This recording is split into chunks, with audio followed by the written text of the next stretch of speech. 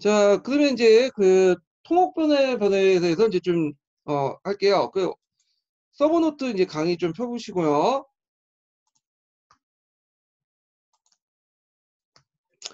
자, 영조의 정통제 때 일어난 이제 그 통합변의 변화를 볼게요. 이 영종은 정통하고 이제 또 하나 이제 연호가 하나 더 있기 때문에 보통 묘를 쓰는데 그 이유가 됐던 게 뭐냐면 이 토목변의 변 때문에 그래요.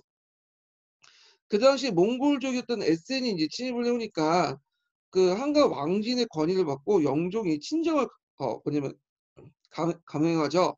그 주변에서는 다 반대했지만 영종이 자기가 친히 군대를 이끌고 나갔어요. 근데 앞에 섰던 건 아니고요. 뒤에 이제 치중대에 이제 들어가서 후방이 있었는데 엑센이 후방을 치는 과정에서 영종을 이제 잡게 되죠.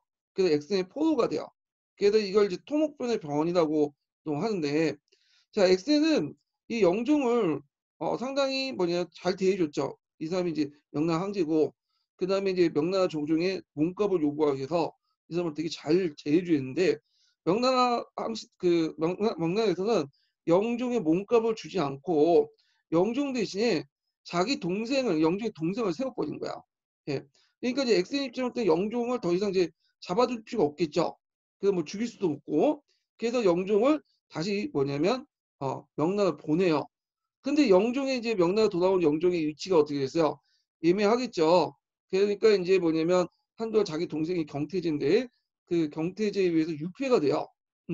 유폐가 됐다가 그 이연이라는 사람의 도움을 받고 다시 쿠데타를 일으켜서 탈문의 변이라고 하는데 자기 동생 쳐내고 황제로 다시 복위를 하게 되죠. 예. 자, 이런 이제 과정을 걷게 됐다는 걸 좀 기억을 해두시면 되고요. 자, 그 다음에 명대 내각제 발전과 한각의 극성을 볼게요.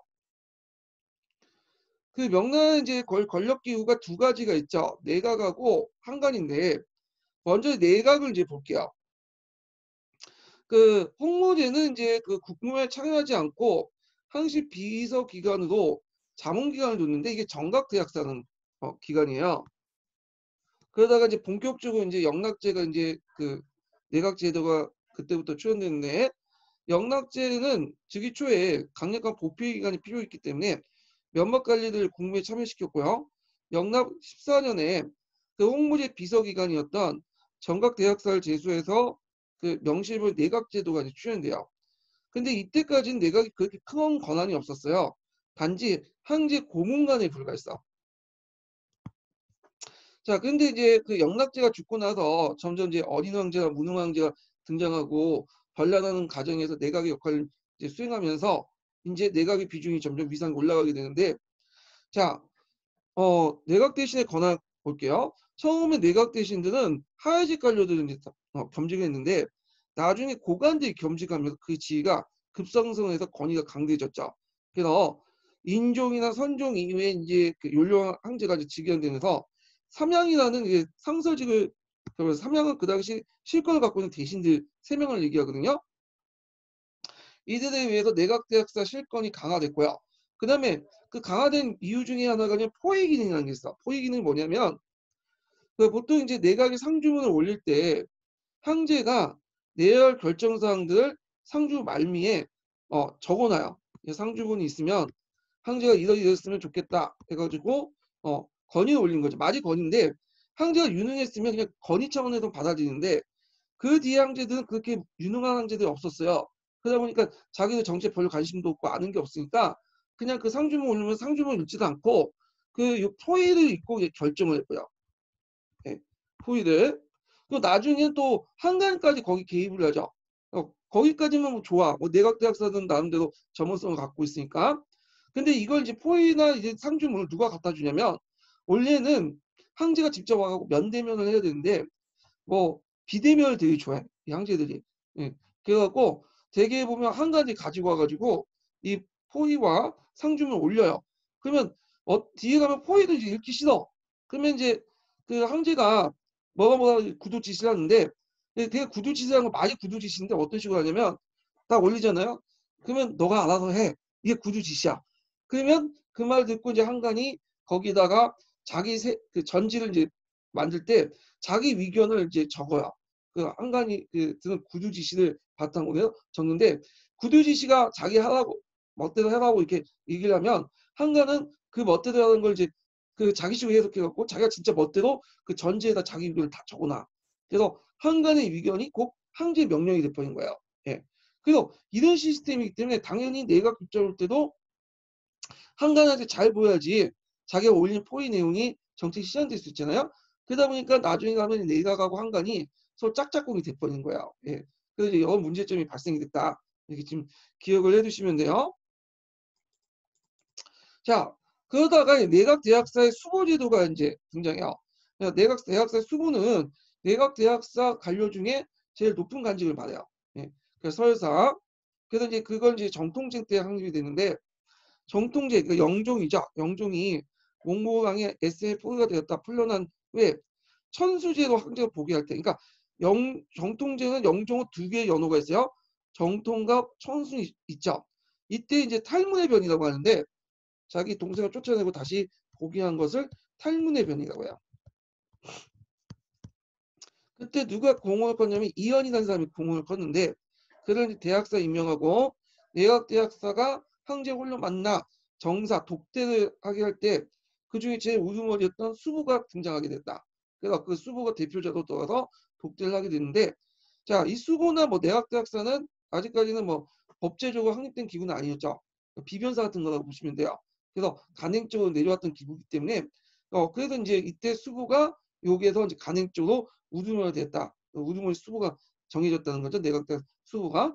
근데 이현이 이제 주로 맡은 간직이 뭐냐면 이부상서였어요. 인사권을 쥐고 있는 이부상서고 후에 이제 뭐냐면 이부상서가 그 내각대학사 수보를 겸직하게 돼요. 예. 자, 수보제도가 정했고 수보는 법제적인 것은 아니지만 실제 재산 같은 실권을 갖게 되었다.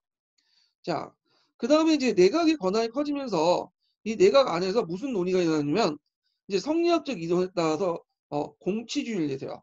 황제만 정치하는 게 아니라 내각도 같이 해야 된다. 같이 황제와 함께 동일한 입장에서 정치를 해야 된다. 이런 논의가 일어나는데 이게 이제 뭐냐면 세종 때 일어난 대례 논의예요. 자, 이 대례 논의를 이제 이해하기 위해서는 좀 약간 복잡한 항실 계보들 지금 뭐냐면 봐두셔야 되는데 잠깐 요거 이제 관련돼 가지고 화이트보드를 좀 사용할게요. 자, 여기 보면 이제 호정이라는 항제가 있어요. 효정. 명랑 항제 호정이 있는데 자, 호정이 이제 그 죽고 나서 그의 아들이 무종이 있었어요. 무종. 이 무종은 좀 무능하고 이제 깽판을 쳤거든요. 좀 무능한 항제였고 포악한 군주였다 하여튼 무종인데 무종이 후사 없이 그냥 죽은 거야. 아들 없이. 그러니까 이제 후계자가 이제 문제가 생기겠죠. 다음 황제가 누가 될 것이냐. 그래갖고 이제 족보를 따져보니까 호종의 그 뭐냐면 동생이 있어요. 흥덕왕이라는 그 동생이 있어요. 흥덕왕인가? 예. 자, 흥흥왕이 이제 동생이 있고 그 흥흥왕의 그 아들이 있었어요. 세종이죠, 세종. 이 세종이 즉위를 한 거야. 그러니까 무종의 사촌이 되는 거야. 무종의 사촌. 예. 그리고 이제 같은 학년이죠. 원래 같은 학년이 그 다음 즉위하는 건 좀 안 되는데 약간 이거 예의적으로 이제 세종이 즉위를 한 거야. 그러면 여기에서 문제가 된 거죠. 이 흥흥왕을 뭘로 불려야 되냐. 세종 입장일 땐 친부잖아요. 그러니까 아버지라고 부르면 당연한 건데 문제는 종법상은 그렇게 되지 않아. 종법상에는 이 세종이 그 당시 호종을 계승한 걸로 돼 있기 때문에 예, 호종으로 그러면 호종이 이제 뭐가 되겠어요? 이 호종이 아버지가 되는 거야. 예, 아버지. 그러면 자기 그 호종이 이제 아버지가 되는 거 종법상 아버지가 아닌 호종이 아버지가 되는 거죠. 그리고 진짜 지의 아버지는 흥호왕은 뭐가 되냐면 자기가 이제 입장 올 때는 얘가 아버지니까 얘는 작은 아버지가 되는 거죠. 자, 이런 건 종법상 그거야. 이건 이제 종법인데 이걸 지지했던 사람이 내각대학사들이야.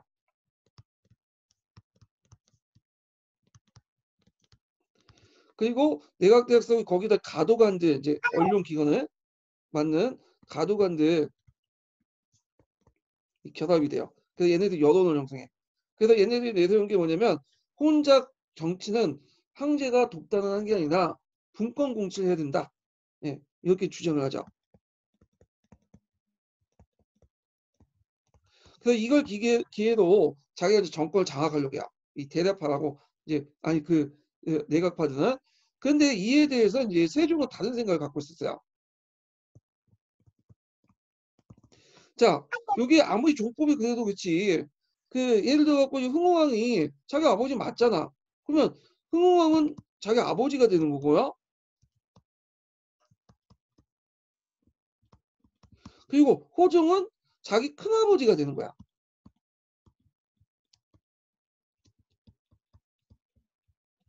이게 맞다. 이렇게 주장을 한 거죠. 그래서 이제 이 세종이 중요하니까 이 세종의 이제 뭐냐면 지지를 했던 사람들이 대대파라고 해요. 대대파. 예. 그래서 대대파 강로들이 이를 지지했어요.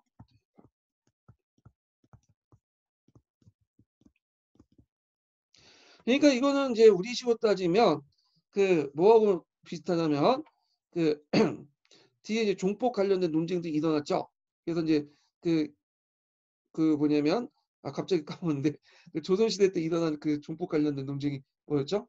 갑자기 생각이 안 나는데 하여튼 그거하고 비슷해. 종폭 논쟁하고. 그래서 그 당시에 성리학이 확산됐던 시기 때문에 이렇게 이제 종법에 적용 관련된 문제가 상당히 정치적 문제였어요. 예, 예속 논쟁이었죠. 갑자기 생각이 안 나서. 그러니까 예속 논쟁과 비슷하다 보시면 돼요.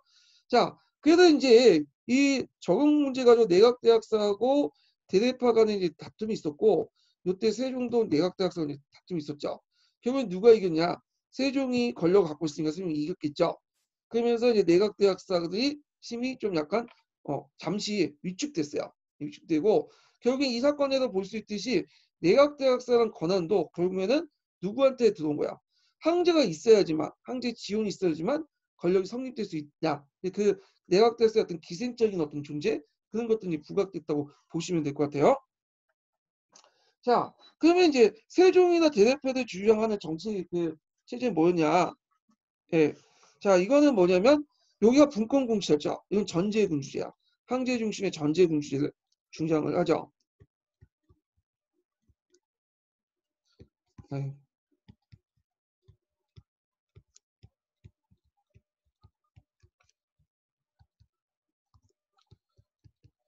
자, 그래서 대대논의는 단순히 대대논의만 끝나는 게 아니라 분권공치를 내세우는 내각대학사와 그다음 황제 중심의 어떤 전제군주를 내세우는 대다파 세종 간의 대립거주였다. 이렇게 이제 보시면 될 것 같아요. 근데 이제 이때 이 사건을 계기로 해서 내각은 황제 밑에 완전히 머리를 숙이게 돼요. 그리고 이 분권공치적인 어떤 논리를 버리고 오히려 황제 때에서 따라서 황제 중심의 전제군주제를 이제 지향하게 되죠. 그러면 내각대학세가 이제 주장했던 이 분권공치는 나중에 누가 그걸 대신하냐 하면요. 그걸 대신하는 계층이 나타나는데 이게 신사계층이죠. 신사계층. 신사계층을 중심으로 한 독립세력들, 독립서원 세력들, 독립파들이 강남 신사계층들이 그 주장을 하게 되죠. 그래서 오히려 이제 이때는 내각대학사가 황제 중심의 어떤 전제군주를 내세우고 나중에 독립파들은 거꾸로 분권공치를 내세우면서 대립을 하게 되죠. 자, 그래서 요 내용들 좀 기억을 해두시면 되고요. 다시 이제 경기도 합격자 서브노트에 들어가세요.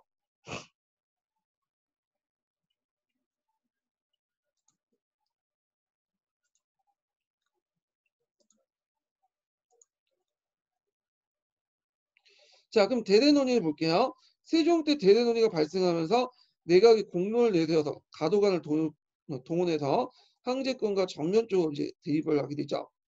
그래서 3년간의 대립 끝에 세종이 대권을 발동해서 반대파들을 시켜내고 자기를 지지했던 대대파 관료들을 기용하면서 자신의 주장을 관철시켰고요.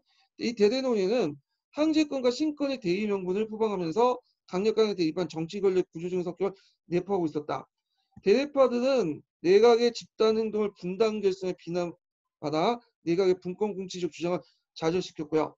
그래서 이때 내각은 황제에 비유하되 성장할 수 있었던 존재로서 여론을 내세워 황제와 대립할 경우 견제받았다는 걸 이제 알게 됐고요.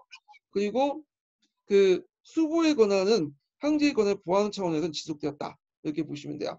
그래서 내각의 권한은 내각과 내각 수보의 권한은 황제에게 머리를 숙이면서 등장을 계속 유지될 수 있는 거지 황제와 대립하면 그 권한이 없어진다는 걸 대대논의에서 이제 알게 되고 종전의 분권공치적 어떤 주장을 버리고 황제의 일원적인 주장을 하게 돼요. 자, 그래서 이제 수보제도가 절정화 이루어진 것은 만력제인데요. 뒤에 설명하겠지만 장거정이 수보를 하면서 권한이 이렇게 절정이 됐죠. 고송법이라는 것을 만들어가지고 종전에 관례적으로 인정받았던 그 내각 수보의 권한을 제도적으로 이제 인정받게 돼요. 이건 뒤에 설명할게요.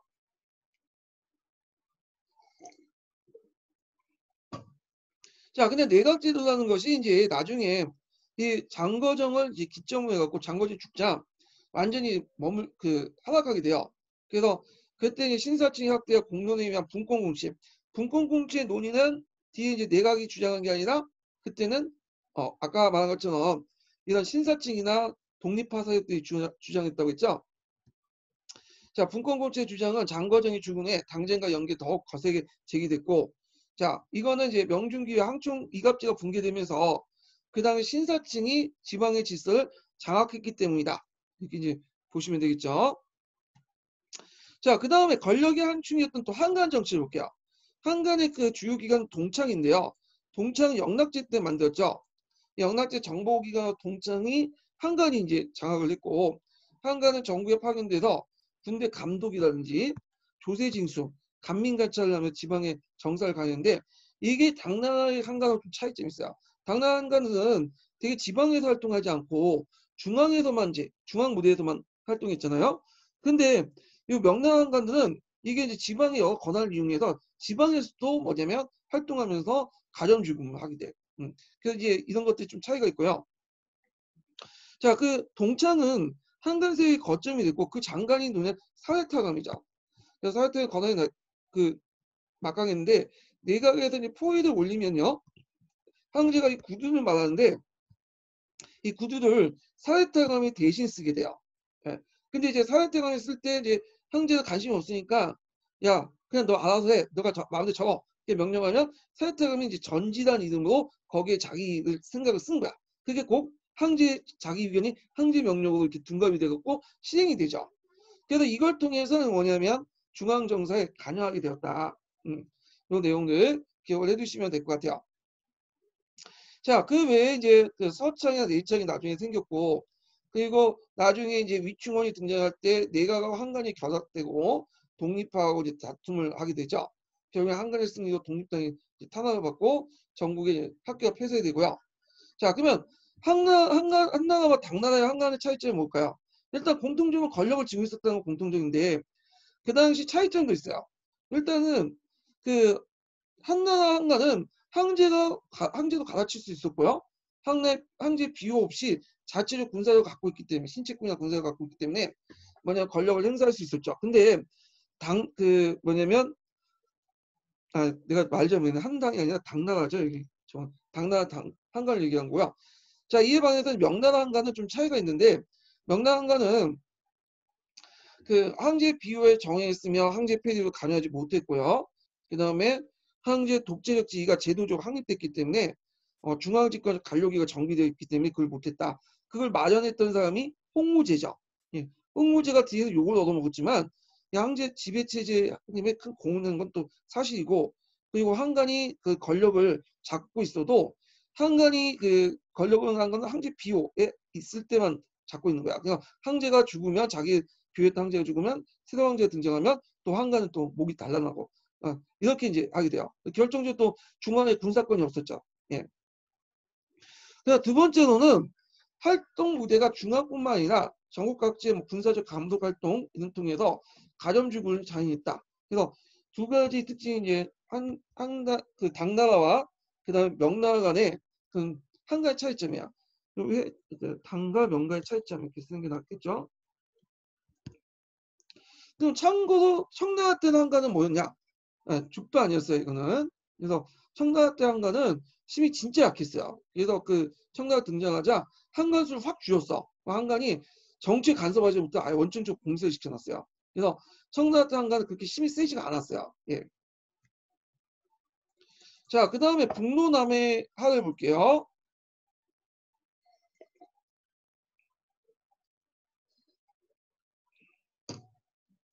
자, 16세기 때 그 명나라 위기에 빠지게 되는데요. 북쪽에선 누가 내려오냐면 그 오일라타 타타 같은 그 몽골족들이 쳐들어오고요. 남쪽에는 남의 왜가 쳐들어오죠. 이때 왜는 좀 약간 그 정기 왜구와 달린 후기 왜구라고 하죠. 이때는.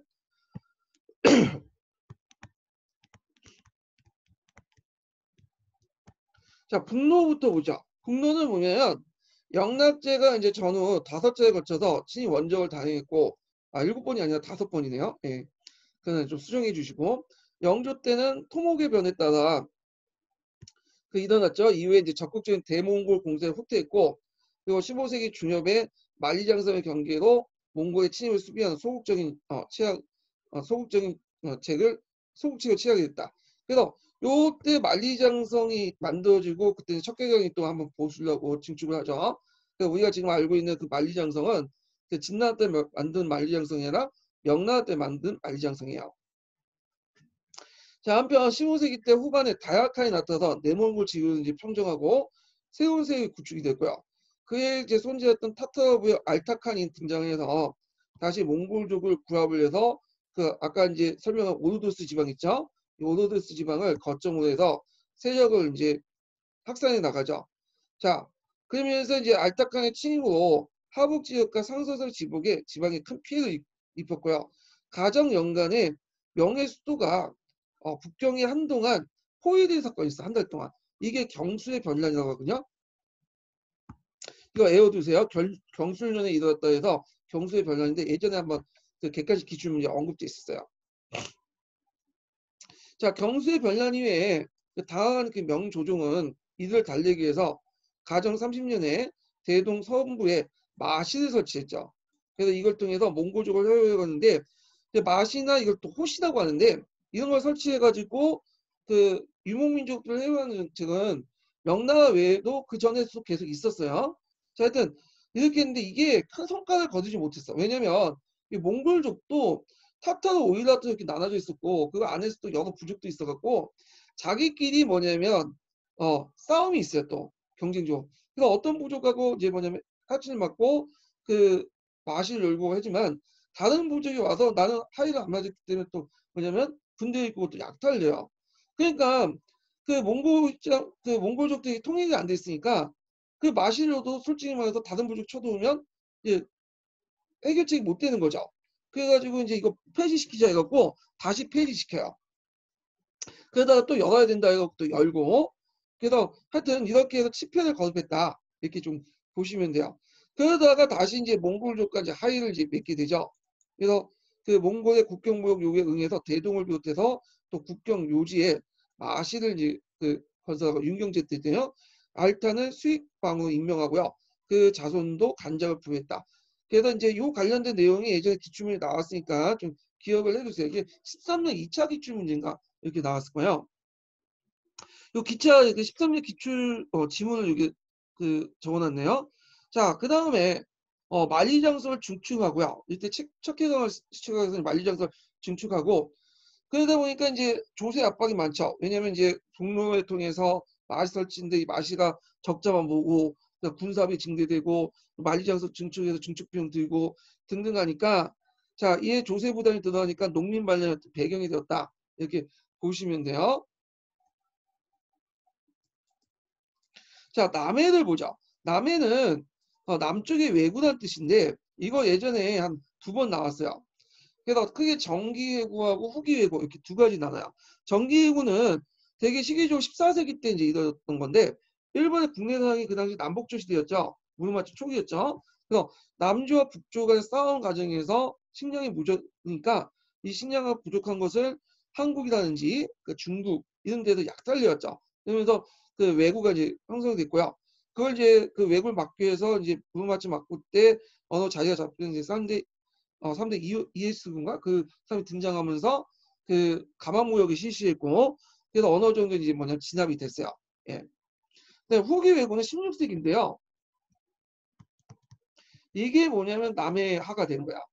후기 왜구의 특징은 일단 국내적으로 보면 일본 국내적으로 무릎맞이 맞고 말기야. 전국시대죠.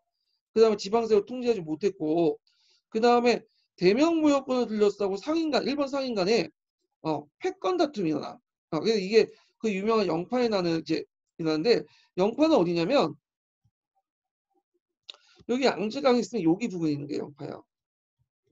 영파가 여기 있네요. 여기 이 영파는 여기 정통적 가만무역을 일본과 가만무역을 했던 곳이고 해외 무역의 통상 항로예요. 그러니까 남방의 공무역의 중심지라고 보시면 돼요. 조공무역의 중심지. 자, 영파에 나는 왜 일어났냐 보면 그때 상황을 보면요.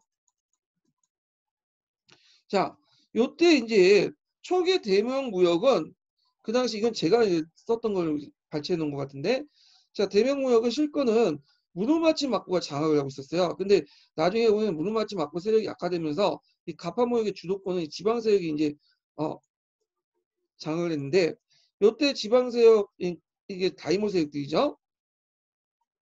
이 슈고 다이모 세력들이 크게 호숫가시하고 오우치시가 있었어요. 이들이 이제 대명 무역을 주도권을 했는데 호숫가시는 사카이 상인들 이제 했고요. 사카이는 오늘 오사카 부근에 있는 도시예요. 지금 오사카에 편입됐는데 하여튼 그 다음에 오우치시는 하카다 상인들, 큐슈 북쪽에 있는 상인들 집단이죠. 그들과 이제 뭐냐면 맺어가지고 무역을 했죠. 근데 세종 가정제가 즉위할 때 왜 조공사절단이 명이 왔습니다.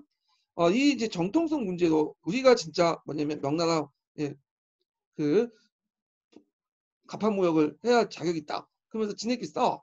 그래서 조공사신 간에 어떤 대립이 있었고 말이 조공사신 간이지 실제로 무역상이라고 보시면 돼요.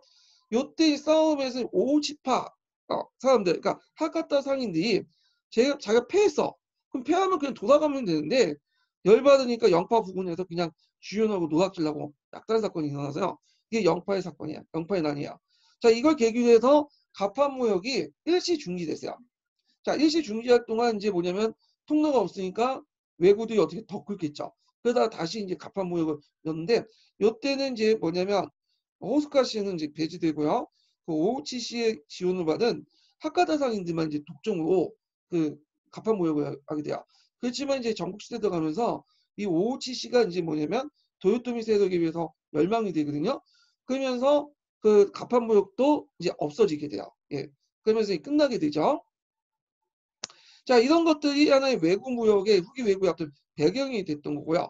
그 다음에 여기에 이제 플러스 되자면 그 당시 사무역도 있어요. 사무역. 사무역 통제도 있죠.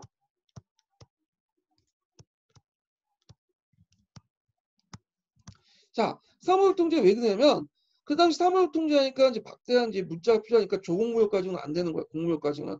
그래서 사무역이 번성하게 되고 대부분 이때 사무역은 정부로부터 뭐냐면 허가를 받지 않았으니까 밀무역이 되겠죠. 불법적으로 무역을 하는 거야. 그럼 불법적으로 무역하면 어떻게 있어요? 어, 그 저기 뭐냐 명나라 간선들이 와가지고 이제 순찰을 하면 이걸 순찰 피해야 되고 그다음 대항도 해야 되고 싸워야 되잖아요. 그러니까 뭐냐면 사병 집단도 같이 이제 있는 거죠. 그래서 그 당시에 그 무역업자들은 거의 해적이라고 보시면 돼요. 해적이며 외구라고 보시면 돼요. 특히 그 당시에 외구의 특징이 뭐냐면 후기 외국 특징은 진해 그러니까 일본의 외구는 진짜 10%에서 20%밖에 안 되고 대부분 위에였어. 위에는 가짜 외구죠. 위에.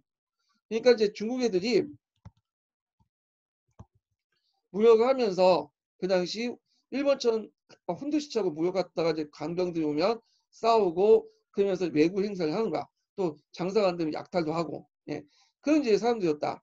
그래갖고 이제 그 예전 아까쯤에 설명한 것처럼 대표적인 사람이 그 외구의 대표적인 일본이 아니라 중국인이었어. 왕직이라는.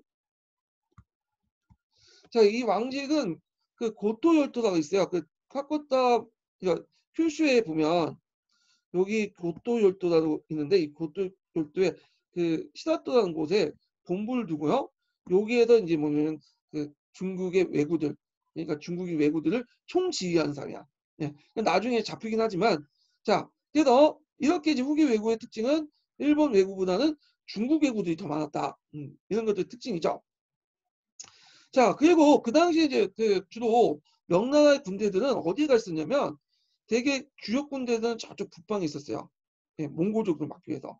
그러다 보니까 남방에 군대들이 없는 거야. 군인 수는 명부에는 있지만 정예병들 다 가 있고 나머지는 이제 그 위소가 있는 위소병들인데 이 사람들 문제점이 뭐냐면 기록에는 있는데 실제로는 없어. 훈련도 잘 안 돼 있고. 그러다 보니까 동원하기가 힘들어요. 그래서 간신히 동원해도 외병보다 싸움을 못해 이 사람들이. 그래서 이제 그때 이제 그 척계강이라는 사람이 여기 부임하고 나서 쓴 유명한 책이 있죠. 기호신서라는 절강국을 이때 썼는데 이때 이제 이 쓸 수 있었던 배경이 이 척계강이 다른 방식으로 군대를 조직했고 운영했기 때문에요. 요게 뭐냐면 그 당시에 간병들이 큰 역할을 못하니까 간병 대신에 뭘 이용했냐면 단련이라는 조직을 했어요. 민간 단련들. 그러니까 민병들 이용했죠. 그래서 일반 농민병들을 이제 소집을 했어요. 그래갖고 소집을 할 때 이제 자기들 이제 그 소집을 하고 나서 좀 약간 우두머리 사람들에게 너가 이제 소집권을 준 거야. 너가 믿을 만한 사람들을 해갖고 한 10명, 20명 모아갖고 소집해라. 그런 식으로 군대를 만들고 그 다음에 원항진이라는 진법을 이제 뭐냐면 가르쳐 주죠. 그래서 이거는 제가 임진할 때 좀 얘기를 했는데 그 10명인가요? 12명 정도 이렇게 한 조가 돼요. 한 조가 돼가지고 한 명이 이제 장군 있고 이게 장군보다는 조장이 있고요. 그 옆에 당파를 두고 있는 사람이 2명 있고 낭수를 든 사람이 2명 있고 그다음에 그다음에 그 칼 들고 있는 거 단도 들고 있는 사람 2명 있고 이런 식으로 해갖고 이제 역할을 부여해요. 그래가지고 이제 한두 명의 왜군이 있으면 10명이 쫙 몰려가지고 뭐냐면 같이 싸우는 거야. 그래서 왜군들은 칼싸움 잘하잖아요. 얘네들 맨날 밥만 먹고 그 전국시대 때 막 활동했던 사람들이고 왜구가 그 중국 왜구다도 맨날 싸웠던 걸 익숙한 사람이니까 이 사람들하고 이제 1대1 대결도 안 되니까 집단 전벽은 이제 달려드는 거야. 원앙죠. 그래서 왜구들이 했던 그 활동을 하나하나씩 하나만 익히는 거야. 그래서 12개 나눠가지고 왜구들의 어떤 동작을 하나씩만 익혀서 그것만 집중적으로 연결해갖고 그걸 뭐냐면 집단전법을 해갖고 쳐부시는 방법이죠. 그리고 이제 하포를 이용했죠. 멀리 있는 적은 블랑키포나 그런 것들 홍위포를 이용해서 왜구를 쳐부셨는데 이런 것들 적어놓은 게 절강법법이고 이게 기호신서죠. 왜구를 뭐냐 쳐부시는데 특화된 책이야. 자, 그래가지고 그래서 이제 이걸 이제 바탕으로 해서 이제 기호신서 절강법법을 통해서 왜구를 격퇴를 했고요. 그래서 이제 왜구가 또 많았던 이유가 뭐냐면 그 해금력 때문에 그렇죠. 그래서 해금력을 완화시켜주는 정책을 좀 했어요. 16세기 중반에. 그래서 상인들이 동남아시아에 해외무역을 종사할 수도 허락을 했다. 그래서 그 밀무역을 통해서 뭐냐면 했던 것들을 좀 합법화 시켜가지고 외구의 어떤 배경을 또 없애는 그런 역할을 했죠.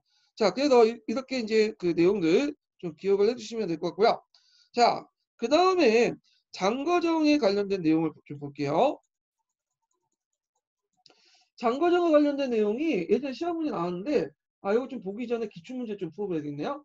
자, 기출문제 309페이지 펴보세요. 자, 309페이지 몇 번을 보냐면 4번 문제 볼게요.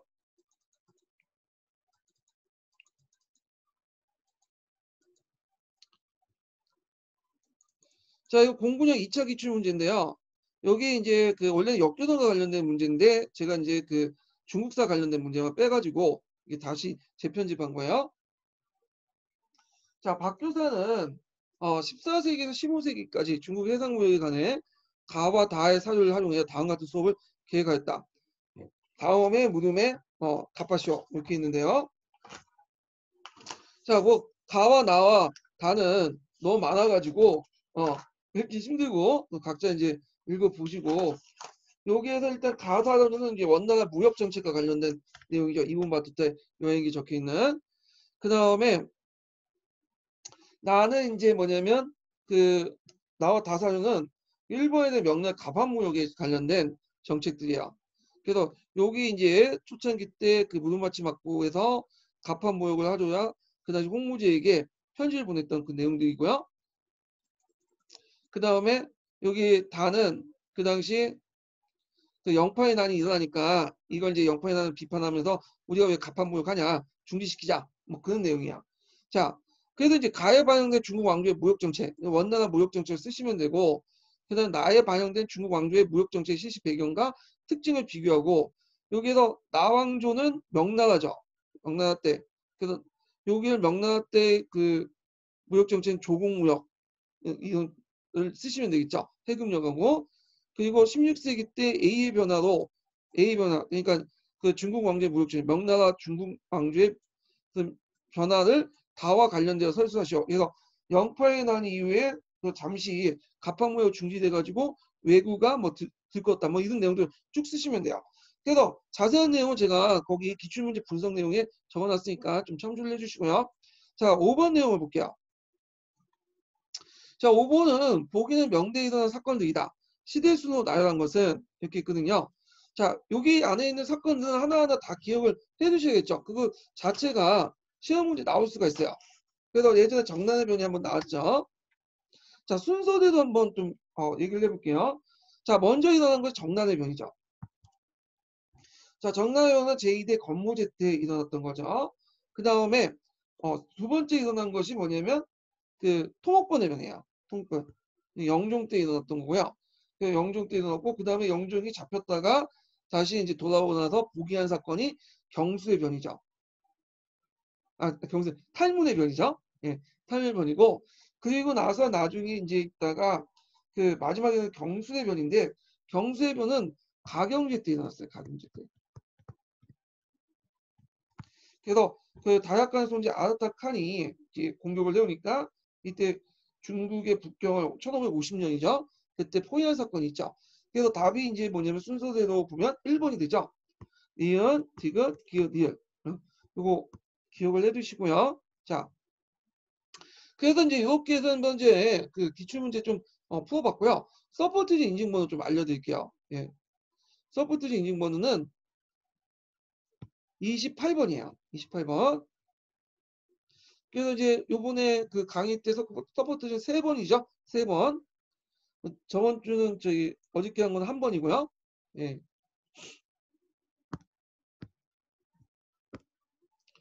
자, 그러면 이제 다시 돌아와서 장거정이 이제 개혁 정치를 보는데 장거정은 이제 여러 가지 개혁 정치를 했어요. 그 시험 문제도 나오는데 일족분법도 예전 나왔고 조세제도의 특징도 나왔고 등등 되게 많죠. 근데 요거 이제 앞부분은 좀 약간 일족분법 제하고는 좀 설명이 여기 내용이 정리하는 게 좀 약간 미흡해서 일단 동양사 심화 자료를 이제 보고 얘기를 할게요. 자, 몇 페이지 펴보시면요.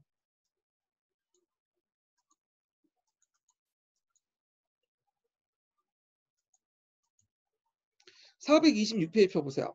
예. 자, 장거정은 신종 때 재상보다 내각 수보를 했던 사람이에요. 그래서 내각 수보의 절정을 이뤘던 사람인데, 자, 요 신종은 만력제라고 하죠. 만력제. 우리나라 임진왜란하고 관련된 사람인데, 이 사람이 40년 동안 통치했어요. 어릴 때 즉위해서. 예. 그래서 그 초반기 10년 동안은 어릴 때니까 이제 그때 신종 대신에 대신 정치를 했어요. 예. 자, 근데 이제 그 신종에 대해서 좀 얘기를 하면 이 사람이 이제 너무 오래 살았고 정치를 개빨 져놨어요. 그래서 이 사람이 이제 재정을 상당히 아꼈다고 해요. 돈도 잘 풀지도 않고 그 재정을 가지고 뭘 썼냐? 자기 궁궐 짓거나 자기 뭐냐면 능을 만드는 데 썼어. 예.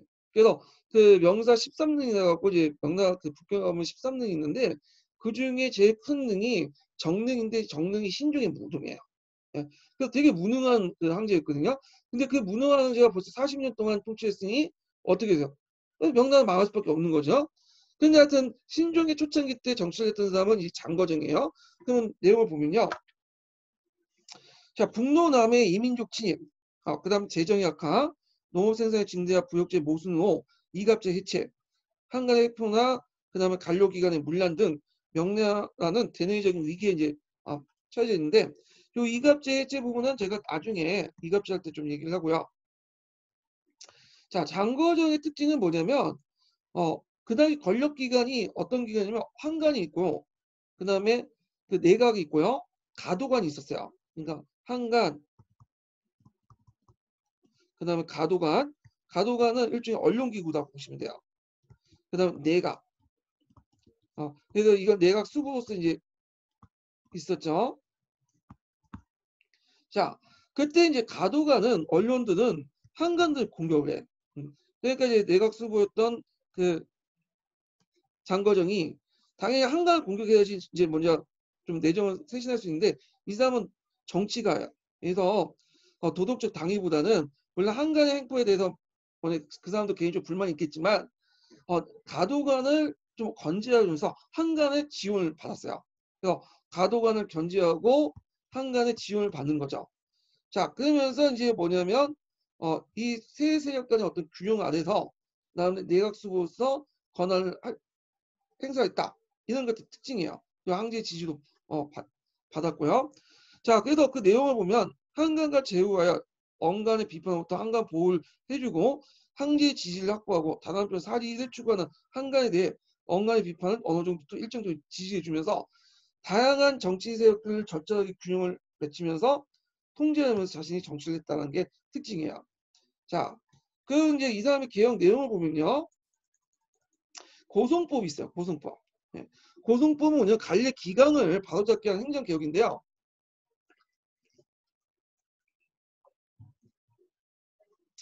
그 내용을 보면 가도관과 한간을 통제하면서 황제권을 강화하고 관료의 책임 행정을 효율적으로 수행하기 위해서 이제 했고요. 관료가 일단 황제로부터 제게받은 사안 일은 반드시 기간 내에 해결해야 돼요. 그래서 그 결과는 관료의 근무평가에 반영하도록 했어요. 그래서 이제 공무 처리 보고에 문책을 세 벌로 작성해서 각각 지방 육가 그러니까 내각에 있는데 육가는 육부의 가도관이에요. 그러니까 이 가도관은 언론기관이 우리처럼 독립된 홍문 3사가 있는 게 아니라 각 육부의 가도관들이 있어요. 예.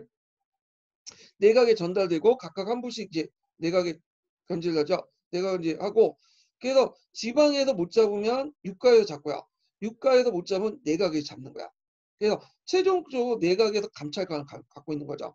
그래서 이걸 통해서 행정 효율성도 추구하고 그 다음에 수부의 권한도 법제적으로 뭐냐면 인정받기 시작했다.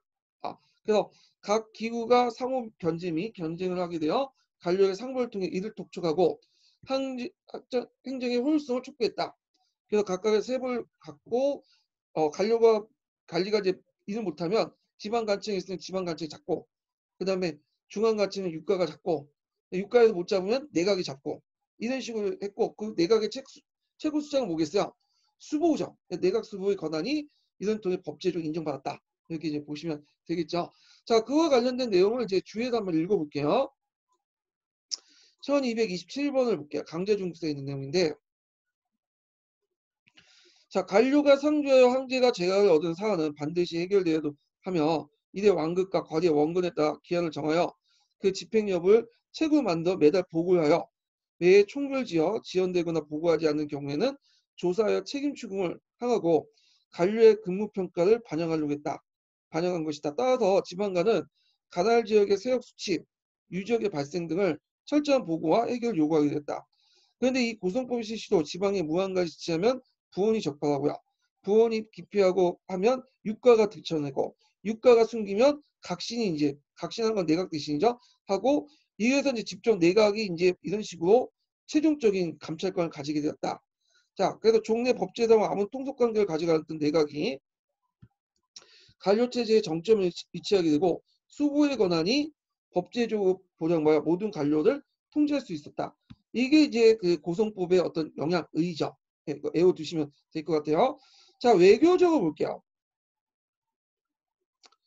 자, 경술지변 이후에 이제 한번 당하고 나서 몽골족을 해유하기 위해서 이때 마신을 설치했다 그랬죠.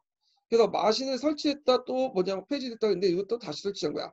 그때 장거정이 입장에 올 때는 이 마신을 통해 평화를 확보하면 군사비를 절감시킬 수 있다. 그래서 이제 이런 걸 했는데 근데 이거는 일시적인 거죠. 왜냐면 그 평화는 돈을 사는 평화는 오래가지 못하죠. 자, 하여튼 일시적으로 이제 뭐냐면 마시 설치해서 평화를 유지하고 군사비 절감을 이제 뭐냐면 피하려고 했다. 자, 그래서 그 당시 이제 상서 상인 출신들이 그 역할을 취재했다. 왜냐면 장거정이 상서 출신이거든요. 예. 그리고 이제 북쪽을 좀 안정시키고 나서 북쪽에 있는 군대를 동원해서 왜구를 소탕하려고 했죠. 자, 이런 것도 이제 같이 기억을 해두시면 될 것 같고요. 자, 그 다음에 일조편법 볼게요. 일조편법 예전에 시험 문제 자주 나오죠. 예.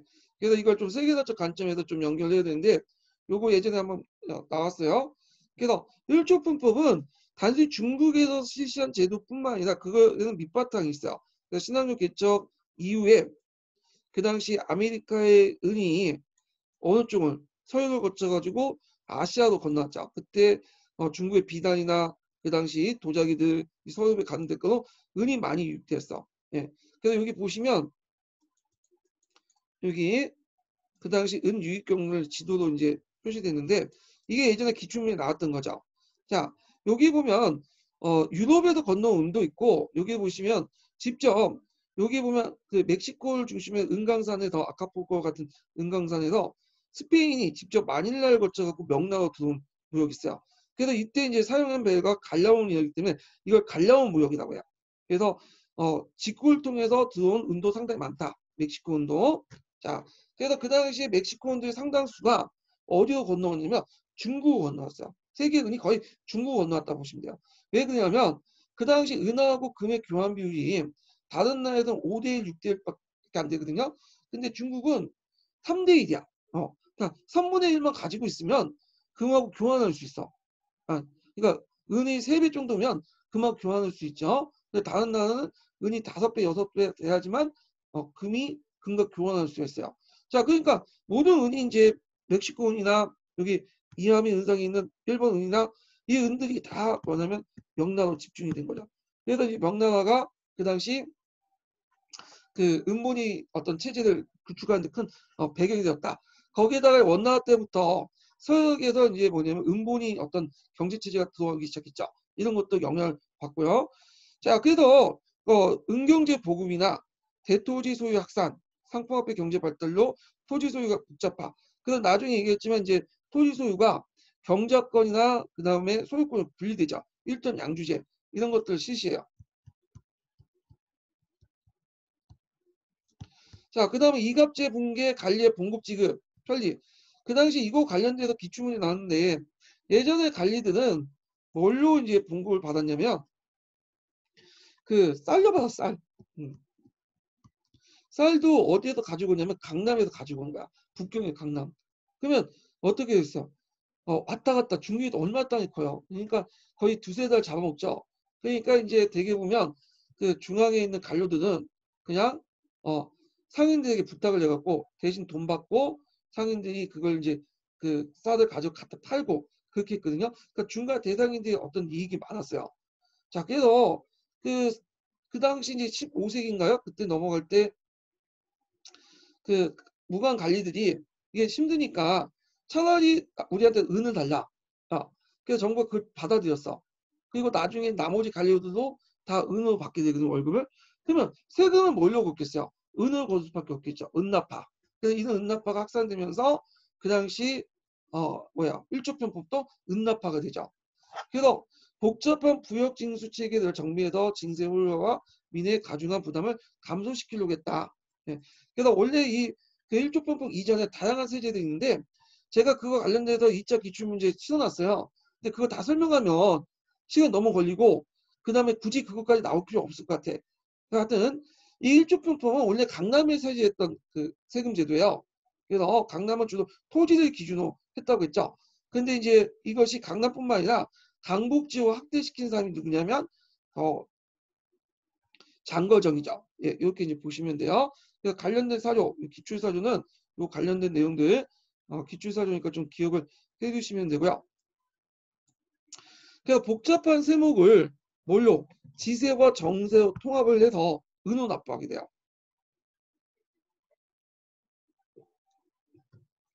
자, 그리고 이제 이렇게 있고요.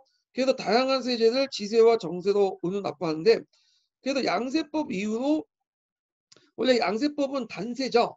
예.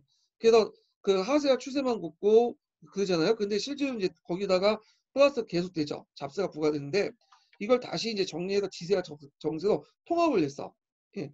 그런데 나중에 또 시간이 지나면 거기에 또 잡세가 부과해요. 그래서 이걸 또 다시 통합한 게 지정 문제야. 지정 문제는 지세만 걷죠. 지세만. 그럼 지세는 토지를 바탕으로 걷는 세금이고요. 정세는 성인 남자를 기준으로 해갖고 세금을 걷는 건데,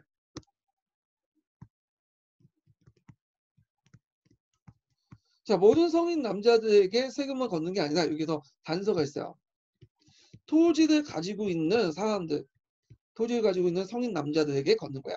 예, 토지를 가지고 있는 성인 남자들에게 걷는 건데, 시간이 지나면서 그 원칙이 안 지켜졌죠. 그래서 주로 이제 그 토지를 가지고 있는 지주가 이 정세를 다른 사람에게 그 밑에 소장인들 막 부과를 하는 거야. 그래서 그게 사회 문제가 됐고, 그래갖고 이제 지정 문제는 이 정세 자체를 폐지시키고 다 지세 통합을 시켰죠. 자, 그래서 요 내용들 같이 기억을 해두시면 될 것 같고요. 자, 그래서 이제 그 밑에 1230번 관련된 배경 내용이 있는데, 요거는 이제 각자 읽어보세요. 그냥. 예. 그래서 그 당시에 사용했던 이제 그 은이 여기 마제은이라는 게 있어요. 마제은. 원래는 그 동전을 사용했죠. 명나라 초기 때는 홍무전 같이. 근데 이제 이게 가치가 떨어지니까 마제은을 썼는데, 참고 이 마제은은 이 모양이 뭐처럼 생겼어요? 말바꾸처럼 생겼죠. 그래서 마제은이라고 하고, 이게 명나라 화폐지만 또 청나라 화폐요. 명청시대 때 사용했는데, 요 마제은은 정부에서 발급된 건 아니에요. 민간에서 제조해갖고 쓴 거예요. 그냥. 예.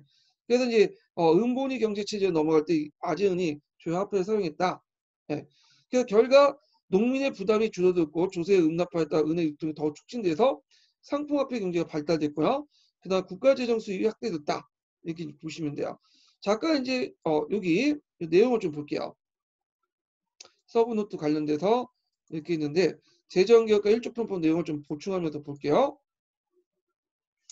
일단 재정개혁의 배경은 외부적으로 북로남의 침탈, 내부적 이갑제가 붕괴되고 명주의 재정이 일신할 필요가 있었고, 가중한 세부담으로 농민의 폭등이 있었고요. 은경제 활성화로 상품화폐 경제가 발달됐다는 거. 그 균형 있는 세역 징수를 위해서 먼저 정부의 토지를 측량했어요. 그리고 이걸 바탕으로 해서 1조 편법을 실시했다. 그래서 당시 조세 운영의 문제점은 당시 양세법이었는데, 양세법은 이 양세만 걷는 게 아니라 조용조가 아니죠. 엄밀히만 거. 예. 양세는 이제 지세 호세만 걷는 게 아니라 그 가세 항목이 되게 복잡해졌어요. 그래서 이걸 하나 통합할 필요가 있었어. 예. 그래서 이제 1조 편법을 실시했는데, 1조 편법의 원형은 가전 연관에 실시했던 그 전환신의 건의에서 출발했는데, 이게 원래는 이제 강남에서 이제 시범적으로 실시했다가 강북 확대시키겠죠. 자, 주로 토지 소유자를 대상으로 실시했다. 이게 제일 중요해요. 강남의 기준이 토지죠. 토지를 기준했고, 그래서 토지 소유를 기준으로 해가지고 요역은 인정수의 기준에서 걷는데, 이게 이제 뭐냐면 정세고요. 자, 인정수의 기준에 통해. 그러니까 여기에서 단서가 되는 건 토지 소유자 중에 뭐냐면 그 성인 남자들 대상으로 걷는 거예요. 원래는. 자, 그리고 이제 모든 영역을 이제 그 정세와 지세 통합하게 걷죠. 그 정리해서 얘기하면, 자, 지붕은 이게 이제 지세인데 이걸 전부를 기준으로 갖고, 그 정음은 기존의 요역 중 인정에 부과된다. 근데 여기 인정은 토지를 가지고 있는 사람을 대상으로 한 거죠. 자, 그래갖고 이제 이런 내용도 있다는 걸 좀 기억을 해두시면 돼요. 자, 그리고 이때 이제 납세 그 제도도 바뀌었는데, 요걸 이 내용이 좀 약간 이제 좀 잘못된 건데, 이거 좀 지우시면 될 것 같아요. 이게 자봉 투배 제도인데, 이분이 좀 약간 잘못 이해를 하신 것 같아.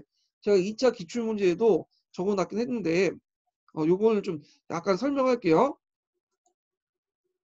이게 강자중국사에 잠깐 언급되는 건데, 제가 관련된 책을 좀 읽었어요. 그래갖고 그 책을 바탕으로 해서 강자중국사에 있는 내용과 좀 같이 연결시켜서 얘기를 할게요.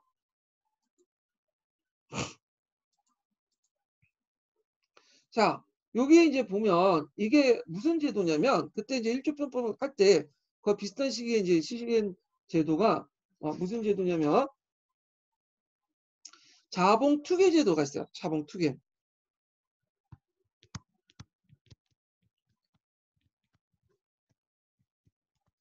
걔는 개짝을 말하는 거예요. 개짝. 아유, 제가 글씨가 악필인데 여기는 이제 매끈한 데서 쓰다 보니까 잘 안 쓰져요. 예.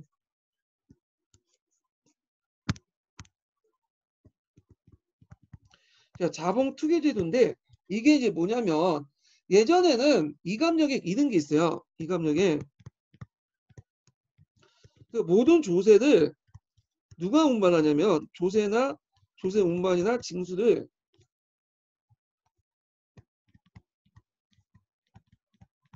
누가 운반은 그 국가가 하지 않고요. 조세 운반이나 징수를 국가가 하지 않고 일반 사람이에요. 일반 농민들 이갑제에서 이감력을 담당하는 그런 농민들이 하는 거야. 근데 이게 되게 힘든 게 뭐냐면 우리나라 생각하면 안 돼. 중국은 땅이 어마어마하잖아요.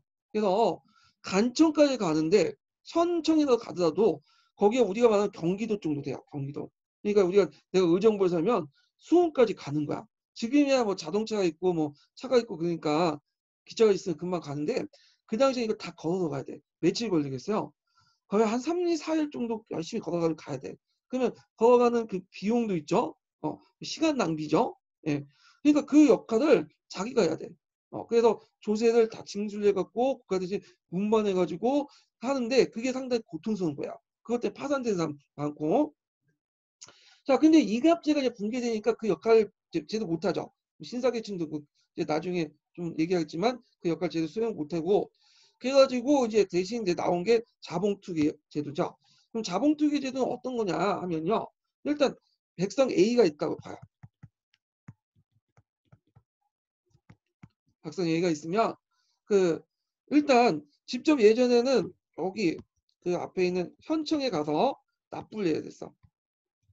근데 시간이 2일에서 3일 걸리죠. 너무 멀어. 그러니까 이제 뭐냐면 정부에서 각 마을마다 뭐냐면 은계를 설치해요. 은계. 그래서 여기에 이제 세금을 납부할 수 있는 그 뭐냐면 함을 설치해. 그리고 나서 백성은 이제 형청으로부터 뭘 받냐면 세금 고지서를 받게 돼요. 이걸 이제 이지유단이라고 하는데 그걸 받으면 그걸 보고 백성들이 이제 뭐냐면 그에 해당하는 돈을 걷어서 은계에 납부를 하는 거야. 그러면 은계를 납부하면 요 은계를 모았다가 다시 이제 은계 모아진 돈을 이제 관리가 와서 수거해서 뭐냐면 징수를 해갖고 이렇게 받아서 운반을 하죠.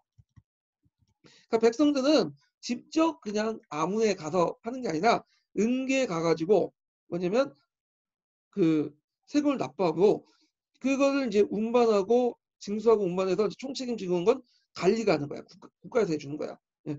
그러면 백성들 입장에서 상당히 편한 제도죠. 2, 3일을 뭐냐면 벌잖아. 그 비용도 벌고.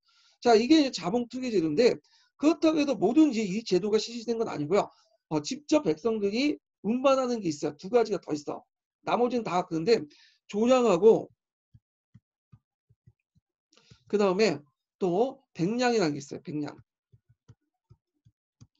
이거는 예예요. 이거는 직접 운반해야 돼.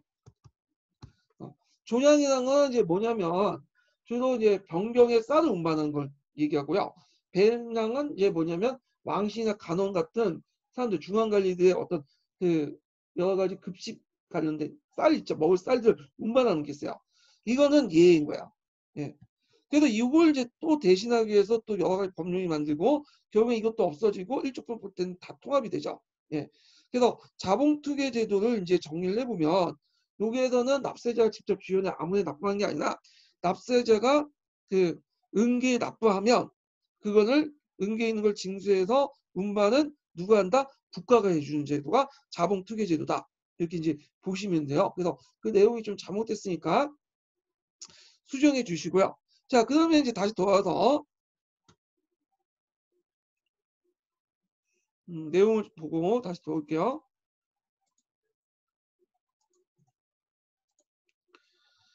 자, 그 다음에 뒤에 넘어가서 548페이지 보면 그 결과를 보자.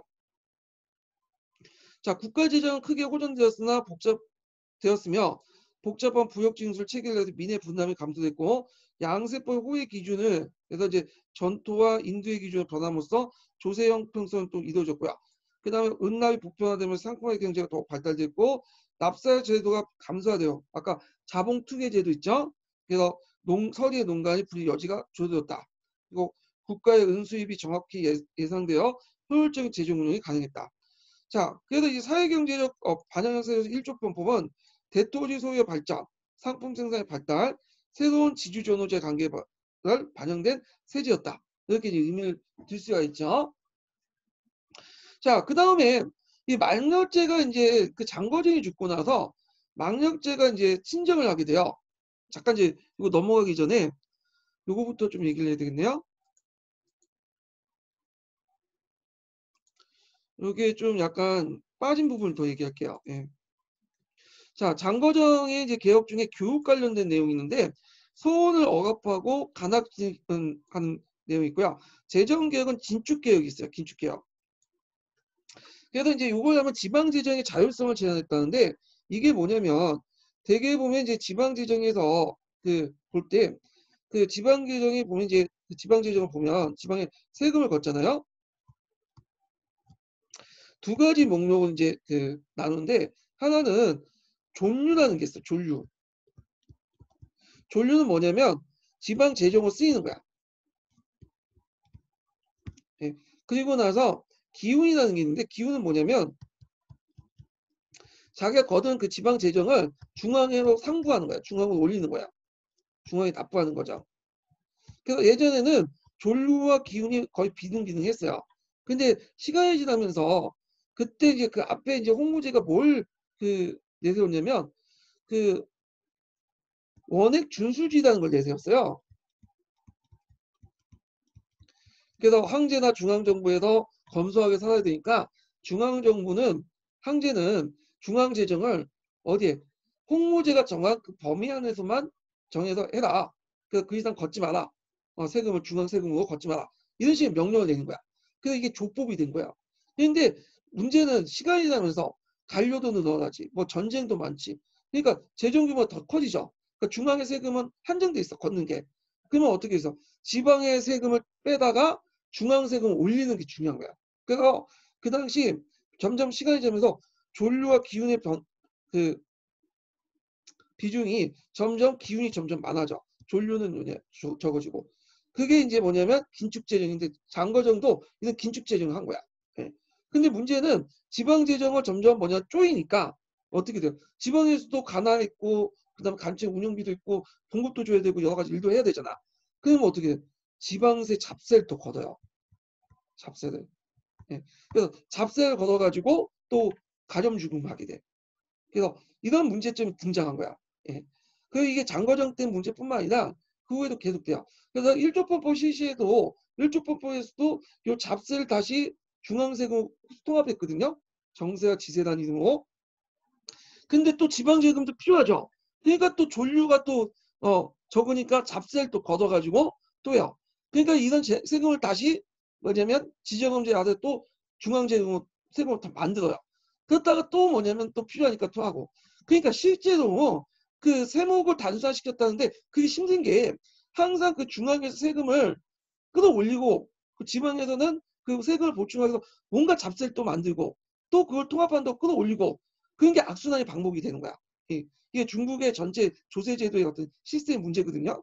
자, 이걸 이제 장거정 개혁에서 볼 수 있는데 이때 지방간하여금 간화제와 세입과 세출, 존류를 각각 기울 그 존류와 기운, 체납상 기운을 중앙에 올리는 거죠.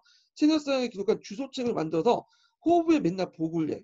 그리고 서역의 수치사항을 이제 국가에 반영하는데 그러면 그 관료 입장할 때는 지방관 입장할 때 중앙 간직이 높은 자리에 올라가려면 그 어떻게든 최대한 빨리 많이 끌어올려 가지고 뜯어내서 기운은 높이고 존류를 낮추는 방향으로 뭐냐면 주소책을 만들겠죠. 그러다 보니 지방 재정의 악화가 이렇게 되는 거예요. 그래서 이런 식으로 해갖고 지방 재정의 자율성을 제한하고요. 그리고 호부에서 각 성별로 관리했던 재정 체계를 항목별로 중앙에서 관리를 하게 돼요. 그래서 책임 소재를 분명히 했고, 자, 그래갖고 이제 이렇게 해서 일조분법과 함께 세력징수 제도도 개혁을 했다. 그리고 고찰을 통해서 감독관이죠. 반대파를 제거를 했고요. 그래서 장개정의 이제 개혁의 결과 한결 보면 결과 신사층의 반발을 불러일으켰어요. 왜냐하면 이갑체제 이후에 이제 항천사의 지배 질서를 장악한 게 신사층인데 지방 관료죠. 이들이 중앙 통제 강해지니까 당연히 반발했죠. 특히 강남 지역에서. 주로 이제 명나라 중기 때 장거정이 뜯어내려는 지역이 어디냐면 강남 지역이었어요. 강남. 거기가 노른자 땅이니까. 그러다 보니까 강남 신사계층들이 반발하게 되고 그 과정에 독립사원을 중심으로 독립파라는 그 뭐냐면 그 정치 세력이 형성된 거야. 그래서 이 정치적인 분당이 단지 분당이 끝나는 게 아니라 이렇게 강남 신사계층들의 어떤 이익을 지키는 것이 정치 세력화 돼서 분당으로 이어졌다, 당정이 이어졌다 이렇게 보시면 돼요. 그럼 강남 신사계층은 장거정의 어떤 중앙집권적 전체 황제권을 강화시키는 걸 반발해서 당연히 뭘 내세웠어요? 분권 공치를 내세웠겠죠. 예. 자, 하여튼 그리고 이제 결국 장거정의 이제 정책들은 단기적으로는 그 당시 그 재정을 확보하고 농민들을 좀 약간 편하게 한 제도였지만 장기적으로 볼 때는 이렇게 지방세와 잡세 같은 게 늘어나고 그 등등 해가지고 결국에는 이제 농민반의 또 배경이 되기도 해요. 한계를 보면 행정구조 자체를 제조직할 수 없는 한계성, 법제적으로 육부에 대한 통속체제를 완전하게 마련하지 못하고 다만 장거정의 정치적 수완에 의해서 통제를 했던 거죠. 그러다 보니까 장거정이 죽으니까 어떻게 돼요? 곧바로 이런 내각의 권한이 무너지게 돼요. 그리고 이제 황제 권력의 집중화 형상으로 인해서 장거정 때 내각 정치에 절충했고, 그렇지만 황제 권력이 이제 그 집중화된 상태에서 장거정 같은 카리스마적 인물이 그 정치를 할 때는 괜찮은데 이후에 내각 권위가 이제 무너지고 대신에 이부의 권한이 강화됐다. 이렇게 이제 보시면 되고, 그리고 한간의 권한도 더 강화됐죠. 예. 이런 것도 같이 기억을 해두시면 될 것 같아요. 자, 그래가지고 이렇게 이제 있는데 보니까 만력제 친정기 좀 얘기를 하려고 하니까 시간이 됐네요. 예, 그래서 오늘은 여기까지 하고요. 예, 그래서 다음 시간에는 만력제 친정기 부분을 진행을 할게요. 자, 오늘 수고하셨고요. 예, 다음 시간에 뵙겠습니다.